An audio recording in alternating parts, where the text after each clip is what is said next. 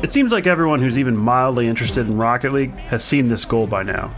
The suspense of the clock winding down, the London crowd screaming louder and louder, the ball floating in the air for what seems like an eternity, and the call from Mega Shogun that will not easily be forgotten by Rocket League players and fans from around the world. This is Rocket League! But today, we're going to go back and tell the story of this moment in Rocket League history in a way that hasn't been done before, covering every detail, from the storyline of this World Championship tournament leading up to the final series, to the split-second decisions and razor-thin margins between success and failure, and the story behind the best goal in Rocket League history.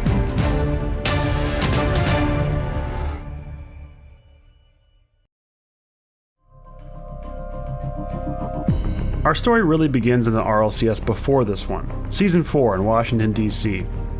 NRG was comprised of Garrett G, Fireburner, and Jacob, and came into this tournament as the third seed from North America, coming out just above the middle of the pack by beating G2 in the Regional Championship third place match. Unfortunately, their performance in this finals tournament in DC can really only be described as disappointing. After losing their first matchup against the eventual second place winner Method, they immediately fell to the Chiefs from the OCE region in the losers bracket, which meant they finished dead last in the tournament. Despite the undeniable camaraderie and friendship on this team, NRG felt the change was needed, and fan favorite Jacob left NRG. His replacement is the main character in this story.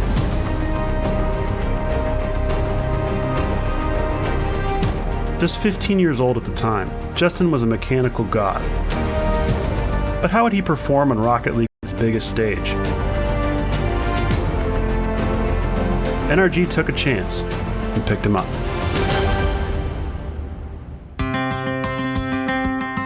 It was time for the RLCS Season 5 regular season, and NRG was ready to show off their new superstar. Rookie jitters? There were none, as NRG cruised at the first ever undefeated regular season in RLCS. Justin wasn't their lone superstar though. The 17-year-old Garrett G was in dominating form, taking home the Golden Striker Award for the season, averaging an astounding 1.25 goals per game. It was time for the next step for NRG. London, and the World Championship tournament. It was there that they'd meet the rest of the cast of this story. The unrelenting monoliths from Europe, Gale Force. Oh wait, no, Team Dignitas. In the previous season, they were with Gale Force, and they won RLCS in dominating fashion. It was pretty clear that they were the favorites from Europe. Turbopolsa had already won an RLCS World Championship in Season 3, before joining this team of Violent Panda and KDOP for Season 4. And now, in Season 5, it was just a question of whether or not they could defend their title in London.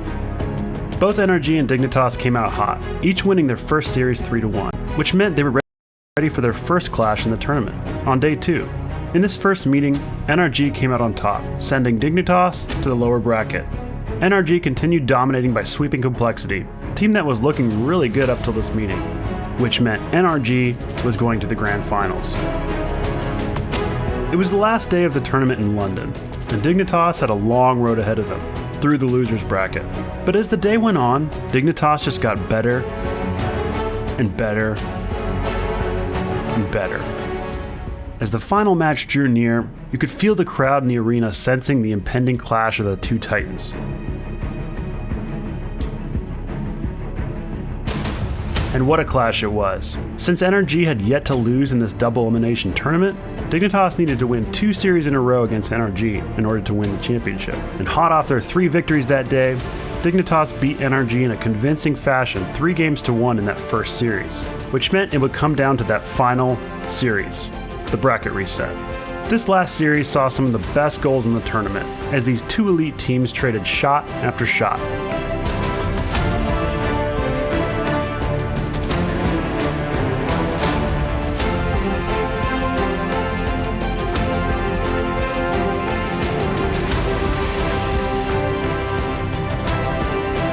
Ultimately, of course, it came down to Game 7.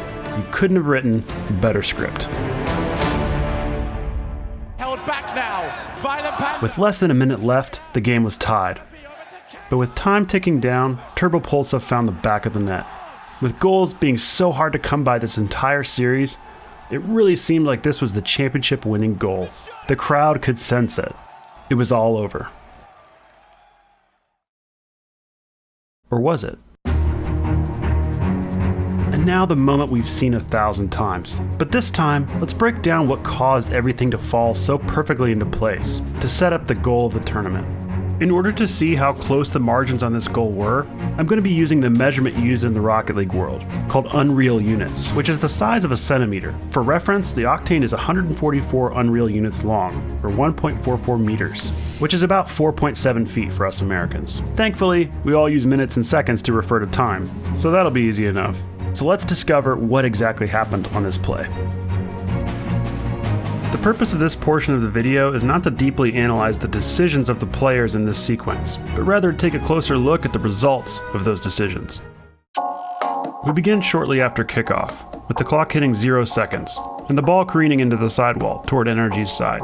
We see here the first event going in favor of NRG, mainly because of Garrett G's positioning, which is allowing him to make a play on the ball before K-Dop can get there to block him. Garrett lofts the ball downfield, keeping it close to the sidewall, where it has the best chance of staying alive.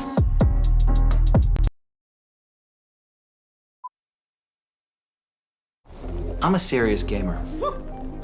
Guy on your left, watch out, watch out! But I don't play games.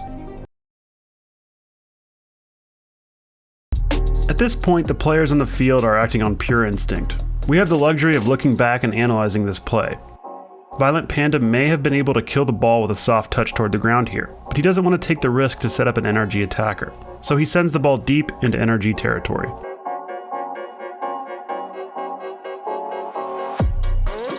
Next, Justin makes a key heads-up play. His focus is to keep the ball alive, and he decides the best way to do that is to smash the ball into the curvature of the wall, rather than try to carry the ball along the wall towards a defender. It's important to note that he also manages to collect a large boost pad in the process. This is what will fuel his impending cross-field aerial. The next key decision was made by Fireburner.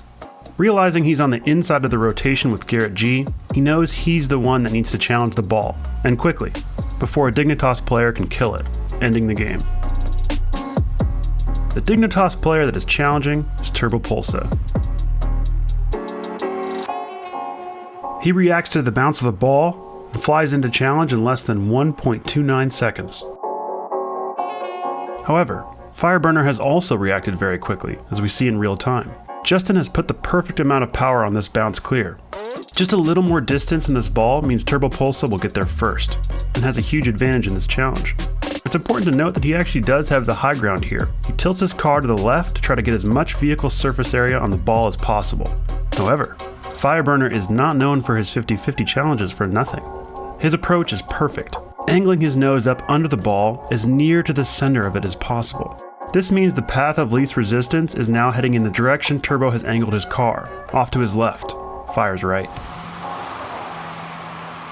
It careens away from this challenge at a speed of 148.3 kilometers per hour, or 92 miles per hour, toward the bottom of the right sidewall. This is where, if there was such a thing as luck, it would be on NRG's side in this moment. The ball strikes the curve of the wall perfectly, lofting it up towards Dignitas' goal, with enough arc to give a certain NRG superstar the little time he needs to react. If the ball hits any lower or higher, this angle becomes much more difficult to make a successful play on.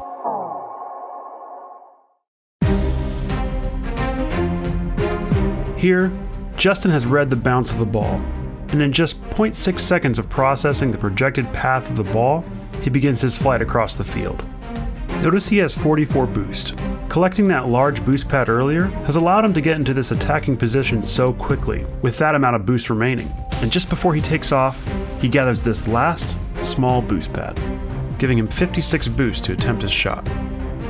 His aerial flight to the ball lasts just 2.49 seconds. But it feels like an eternity, with the clock sitting at 0 for about 11 seconds now. As he reaches the ball, he uses every last bit of his boost to alter the ball's path severely, sending it down towards the goal at roughly a 54-degree angle. K-Dop does not predict this angle exactly. likely thinking Justin would hit it higher and to the left of the goal based on his trajectory. But because of that last little boost pad he collected, he's able to send the ball down at a more severe angle, and with more power, causing Kaydop to miss by a mere 41 Unreal units.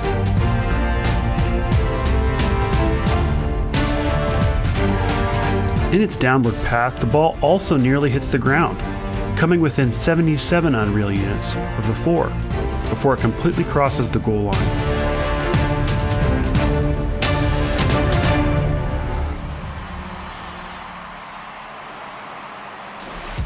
Justin has just hit the biggest shot of his life.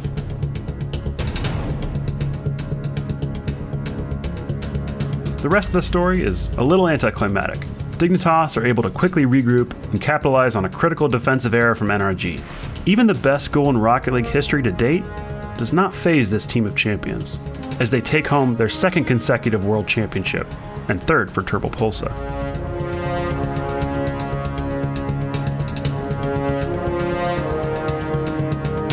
Hopefully you enjoyed this Rocket League story.